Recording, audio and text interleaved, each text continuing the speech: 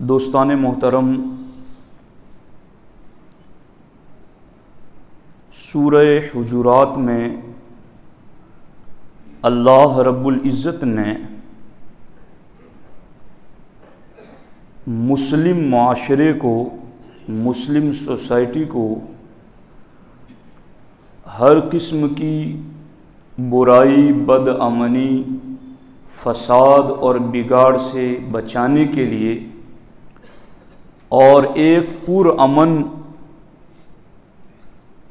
اچھے انسان کی شکل میں زندگی گزارنے کے لیے 9 احکام عطا فرمائے ہیں، اور سورہ حجرات میں ایک ہی صفحے میں وہ 9 احکام موجود ہیں۔ اور جب آپ میں سے ہر شخص گہرائی کے ساتھ ان 9 لفظوں پر غور کرے گا تو اس کا دل بھی مطمئن ہوگا کہ ہاں، ان 9 حکموں پر عمل کرنے کی وجہ سے مسلم معاشرہ ایک پاکیزہ معاشرہ بن سکتا ہے۔ اور وہ 9 احکام کیا ہے؟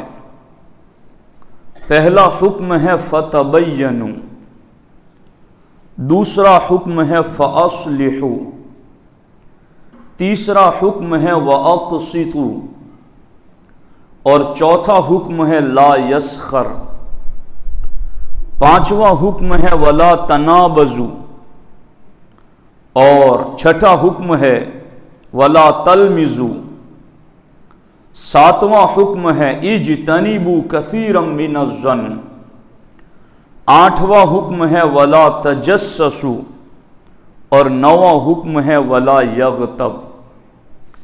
یہ کل 9 احکام ہیں۔ کیا ترجمہ ہے ان 9 احکام کا؟ پہلا حکم جو ہے فَتَبَيَّنُوا، اس کا معنی ہے تحقیق کر لو، جانچ پرکھ لو۔ دوسرا جو اللہ رب العزت نے قرآن مجید میں فرمایا ہے اس میں ہے فَأَصْلِحُوا، تو آپس میں صلح کر لو۔ اور تیسرا جو قرآن مجید میں ہے وَأَقْسِطُوا، اور تم انصاف کرو۔ اور آگے قرآن مجید میں جو حکم ہے لا یسخر، مذاق نہ کرو، ٹھٹھا نہ کرو۔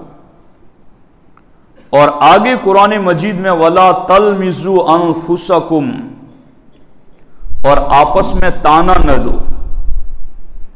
اور آگے حکم ہے وَلَا تَنَابَزُوا بِالْأَلْقَابِ، اور ایک دوسرے کے برے نام نہ رکھو۔ اور پھر اجتنبوا کثیرا من الظن، اے ایمان والو بدگمانیوں سے بچو۔ وَلَا تَجَسَّسُوا، اور عیب نہ ڈھونڈو۔ وَلَا یغتب، اور غیبت نہ کرو۔ یہ کل 9 احکام ہیں اور قرآن کے ایک ہی صفحے میں موجود ہیں۔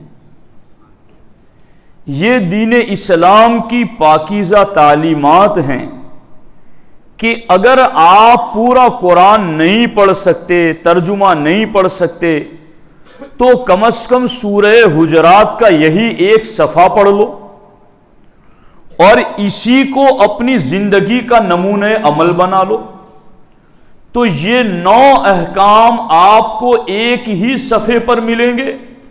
اور ان 9 احکام پر عمل کرنے کی وجہ سے مسلم معاشرہ اور مسلم سوسائٹی ہر قسم کی بدامنی سے محفوظ ہو جائے گی۔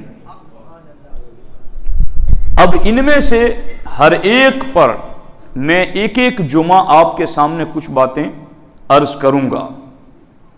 پہلی چیز ہے قرآن مجید میں یا ایھا الذین آمنوا ان جاءکم فاسق بنبأ فتبینوا، اے ایمان والو، اگر تمہارے پاس کوئی فاسق کوئی خبر لے کر آئے، فتبینوا، تو تم تحقیق کر لو۔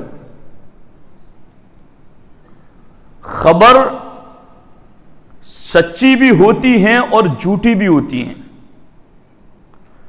اور انسانی زندگی اور انسانی معاملات پر سب سے زیادہ جس چیز کا اثر ہوتا ہے وہ خبر ہی کا ہوتا ہے۔ خبریں ہم سے ہیں اور ہم خبروں پر عمل کرتے ہیں۔ اگر کسی کو جھوٹی خبر پہنچا دی جائے تو پھر حالات یوں بگڑتے ہیں کہ آپس میں نفرتیں پیدا ہوتی ہیں، دشمنی پیدا ہوتی ہیں، لڑنے مارنے پر اتر آتا ہے بندہ، اور قتل و غارت گیری تک نوبت پہنچ جاتی ہے جب جھوٹی خبر پھیلائی جاتی ہے۔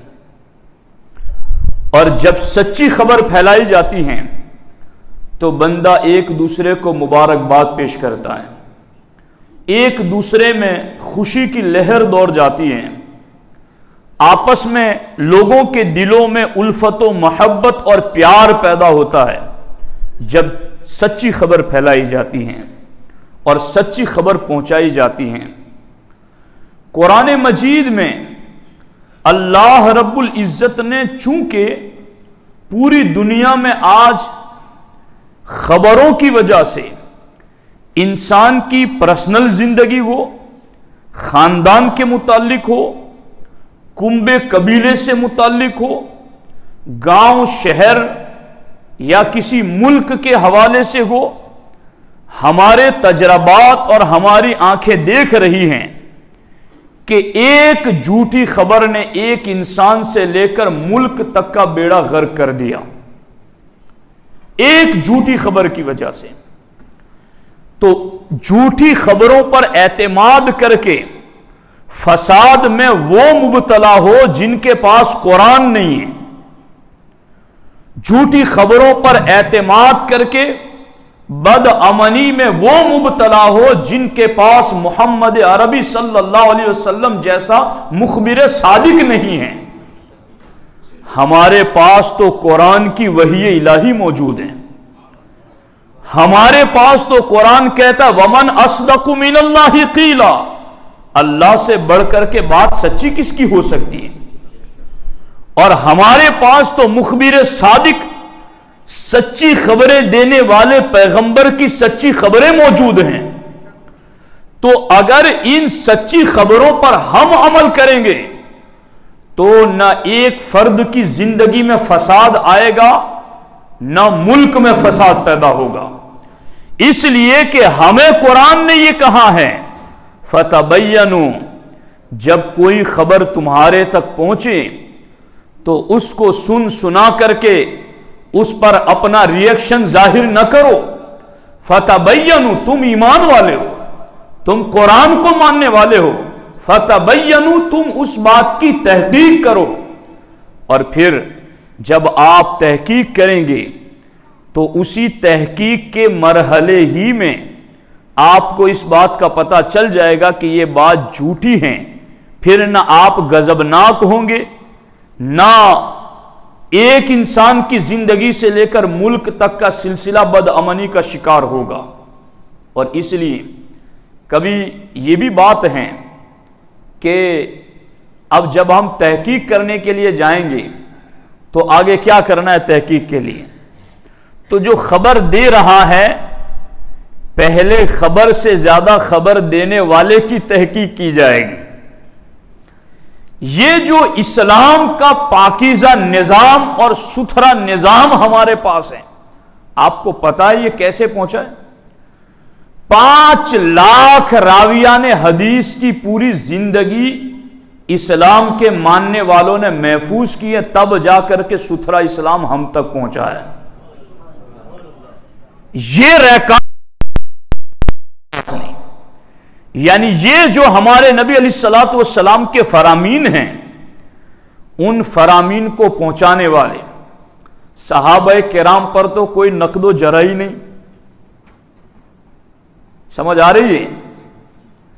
صحابی کے بارے میں تو کوئی کہہ ہی نہیں سکتا کہ یہ ایسے تھے ویسے تھے، چونکہ جب رب نے کہہ دیا کہ سارے جنتی ہیں، اور جب ہمارے نبی علیہ السلام نے کہہ دیا کہ ہر ایک عادل اور منصف ہیں، تو پھر سارے علم اسماء الرجال کے ناقدین اور جارحین نے اصول بنا لیا کہ جہاں ہم یہ دیکھیں گے کہ یہ لفظ آ جائے کہ انہو قد صحب النبی صلی اللہ علیہ وسلم یا انہو صحابی، کہ یہ حضور کے صحابی ہیں یا انہوں نے حضور کی صحبت اختیار کی ہیں، تو سارے ناقدین اور جارحین کہتے ہیں اب ہم قلم اٹھا لیں گے، اب ان پر ڈسکس نہیں کریں گے کہ یہ کیسے تھے، کیونکہ حضور کا صحابی عادل ہی ہوتا ہے، وہ پرہیزگار اور متقی ہوتا ہے۔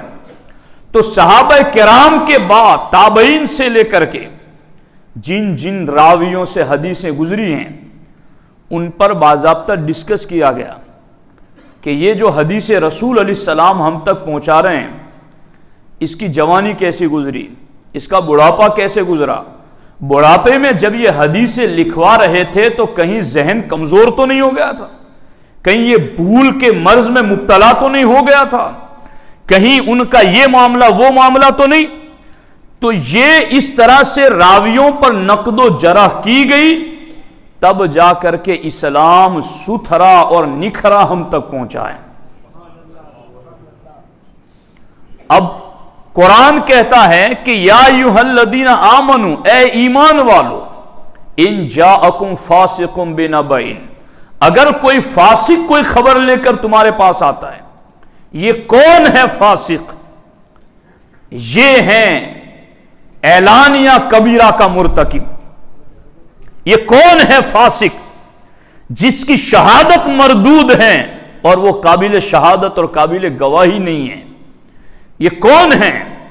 جو کھلے عام گناہ کرتا ہے، جرات کرتا ہے، دین کے خلاف بغاوت کرتا ہے، جو شراب پیتا ہے، زناکاری کرتا ہے، جوا کھیلتا ہے، یا اس طرح کے دیگر حرام کاموں میں کھلے عام مبتلا ہوتا ہے۔ اسلام کہتا ہے اگر ایسا کوئی شخص تمہارے پاس کوئی خبر لے کر آئے فتبینوا، تو تم تحقیق کر لینا، تم اس کی جانچ پڑک کر لینا، اور اگر ایسا تم نے نہیں کیا تو کیا ہوگا؟ اللہ اکبر۔ قرآن مجید میں ہے ان تصیبوا قوما بجہالۃ فتصبحوا علی ما فعلتم نادمین، ایسا نہ ہو کہ تم تکلیف پہنچا دو کسی قوم کو لا علمی میں، یعنی فاسق کی خبر پر تحقیق کیے بغیر اعتماد کر لو گے تو پھر کیا ہوگا؟ تم لا علمی اور جہالت میں اس کی بات مان کر کسی قوم کو نقصان پہنچا دو گے۔ تو اس لیے فتصبحوا علی ما فعلتم نادمین، پھر تم اپنے کیے پر پچھتاتے رہو گے کہ یار ہمیں اس کی خبر پر اعتماد نہیں کرنا چاہیے تھا۔ تو اسلام نے ایک باضابطہ اعلانیہ فسق کی فہرست بنائی، فاسق مولن کون ہے، اور پھر وہ خبر لے کر آئے تو آپ کو اس کی خبر پر اعتماد نہیں کرنا بلکہ تحقیق کرنا ہے۔ اب یہ چیز اس مرحلے میں آ کر کبھی کہتے ہیں نا کہ بھائی کسی کے پرسنل حالات پر غور کرنا اور ڈھونڈنا یہ کیسا ہے، تو یہ اچھا نہیں ہے، لیکن اچھی خبر اور سچی اور جھوٹی خبر کی تحقیق کے لیے باضابطہ خبر لے کر آنے والے کی تحقیق کرنے کا بھی شریعت نے حکم عطا فرمایا ہے کہ وہ جو اب لے کر آ رہا ہے اس کی بھی تحقیق ہو کہ خبر لے کر آنے والا کون ہے، کیونکہ اگر تم اس کی تحقیق نہیں کرو گے اور اس خبر کی بھی تحقیق نہیں کرو گے تو نادانی میں تم کسی پوری قوم کو نقصان پہنچا جاؤ گے اور پھر اس پر پوری زندگی تمہیں شرمندہ ہونا پڑے گا۔ اب یہاں یہ آیت مبارکہ کیوں نازل ہوئی، اس کا صرف مختصر جائز آپ سن لیں گے تو باقی بہت ساری باتیں آپ کی سمجھ میں آ جائے گی۔ دیکھو، ہمارے نبی حضور سید عالم صلی اللہ علیہ وسلم کی اہلیہ محترمہ حضرت سیدہ جویریہ رضی اللہ تعالیٰ عنہ جب اللہ کے رسول علیہ الصلوۃ والسلام کے نکاح میں آ گئیں تو ان کے قبیلے کا ایک وفد ڈیلیگیشن ہمارے نبی علیہ الصلوۃ والسلام کی خدمت میں حاضر آیا، اور اس وفد کے رئیس تھے حارث بن زرار اور یہ واقعہ خود حضرت حارث بیان کرتے جو بعد میں ایمان لائے. وہ کہتے ہیں کہ جب میں حضور علیہ السلام کی خدمت میں حاضر ہوا تو آپ نے مجھے اسلام کی دعوت دی، تو میں نے حضور کے اسلام کی دعوت دینے پر اسلام قبول کر لیا. اور پھر اللہ کے رسول علیہ السلام نے مجھے حکم دیا کہ اب تم مسلمان ہو گئے ہو تو اب تم پر زکوٰۃ فرض ہے، تم زکوٰۃ والا فرض ادا کرو. تو حضرت حارث کہتے ہیں کہ میں نے کہا یا رسول اللہ صلی اللہ علیہ وسلم، میں اسلام قبول کر چکا ہوں، میں زکوٰۃ دینے کا وعدہ کرتا ہوں، میری گزارش یہ ہے کہ حضور آپ مجھے اتنی مہلت دے کہ میں واپس اپنے قبیلے میں جاؤں، اور میرے قبیلے کا چونکہ میں سردار ہوں میں انہیں بھی اسلام کی دعوت دوں، اور پھر جتنے مسلمان ہوں گے حضور میں اپنی اور سارے مسلمانوں کی زکوٰۃ نکال کر رکھوں گا، پھر آپ فلاں وقت اپنے کسی صحابی کو بھیج دیں تو میں ان کے ساتھ وہ ساری وصول کی ہوئی زکوٰۃ روانہ کر دوں گا. یہ حضرت حارث رضی اللہ تعالیٰ عنہ نے حضور علیہ السلام سے وعدہ کیا. ہمارے آقا علیہ السلام نے فرمایا تمہیں اس کی اجازت ہے. وہ اپنے قبیلے میں آئے اور وہاں انہوں نے اسلام کی دعوت دی، جس پر ایک بڑی تعداد کلمہ پڑھ کے مسلمان ہو گئی. اور پھر انہوں نے فریضہ زکوٰۃ کے حوالے سے بھی حضور کا حکم سنایا، تو انہوں نے اور ان کے پورے ساتھ کلمہ پڑھنے والوں نے زکوٰۃ کی رقم نکالی، اکٹھا کی، اور اب حضور علیہ السلام نے یہاں سے حضرت ولید بن عقبہ رضی اللہ تعالیٰ عنہ کو زکوٰۃ وصول کرنے کے لیے بنی مستلق کی طرف روانہ کیا، جہاں حضرت حارث رہتے تھے. اور حضرت جویریہ بھی اسی قبیلے کی تھی رضی اللہ تعالیٰ عنہ. تو حضرت ولید بن عقبہ رضی اللہ تعالیٰ عنہ چونکہ اسلام لانے سے پہلے ان کا بنی مستلق کے ساتھ دشمنی کا تعلق تھا، اور حضرت ولید رضی اللہ تعالیٰ عنہ نے بنی مستلق کے ایک بندے کو قتل کیا ہوا تھا.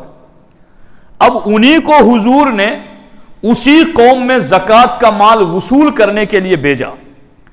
تو حضرت ولید بن عقبہ رضی اللہ تعالیٰ عنہ منع نہ کر سکے، حضور کا حکم تھا، چل پڑے.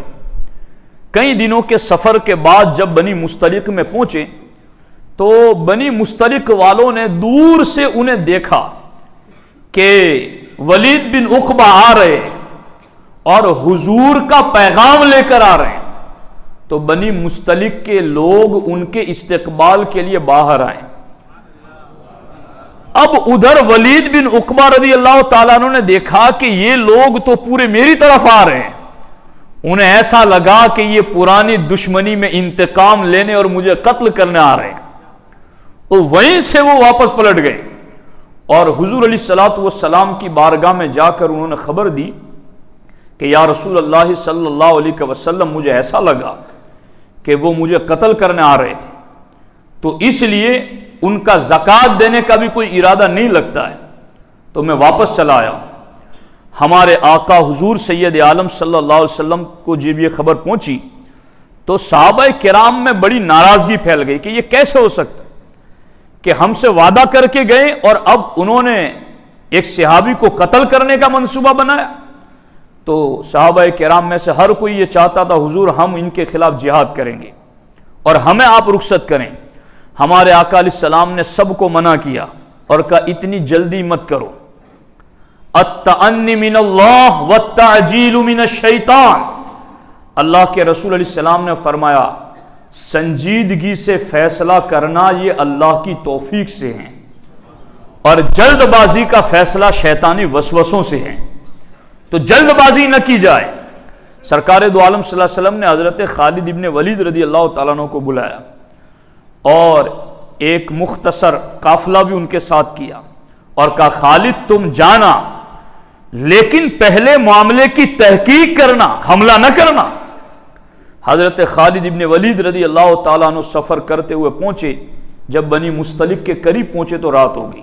حضرت خالد بن ولید رضی اللہ تعالیٰ عنہ نے قبیلے بنی مستلق سے باہر کھیت میں رک گئے پورے قافلے کے ساتھ، اور رات کو آپ نے اپنے چند ساتھیوں کو خبر گیری کے لیے قبیلے بنی مستلق میں بھیجا. جو اجنبی بن کر گھوم پھر کر گاؤں میں خبر لے کر آئیں کہ وہ کیا کر رہے ہیں۔ گئے تو دیکھا کہ وہاں تو اذانیں ہو رہی ہیں، وہاں تو گھروں سے نکل کر لوگ تیزی سے دوڑ کر نماز کے لیے جا رہے ہیں، تو سارا پاکیزہ ماحول ہے۔ حضرت خالد بن ولید رضی اللہ تعالیٰ عنہ کو جا کر خبر دی گئی، تو حضرت خالد بن ولید رضی اللہ تعالیٰ عنہ صبح پھر ان خبر دینے والے ساتھیوں کو لے کر قوم میں پہنچے حضرت حارث کے گھر۔ تو حضرت حارث نے کہا میں تو خود حضور کی بارگاہ میں یہ مال پہنچانے کے لیے آنے والا تھا، یہ دیکھو میں نے سارا اکٹھا کر کے رکھا ہے۔ اور پھر حضرت خالد بن ولید نے وہ ساری باتیں حضرت ولید بن عقبہ رضی اللہ تعالیٰ عنہ والی انہیں بتائی۔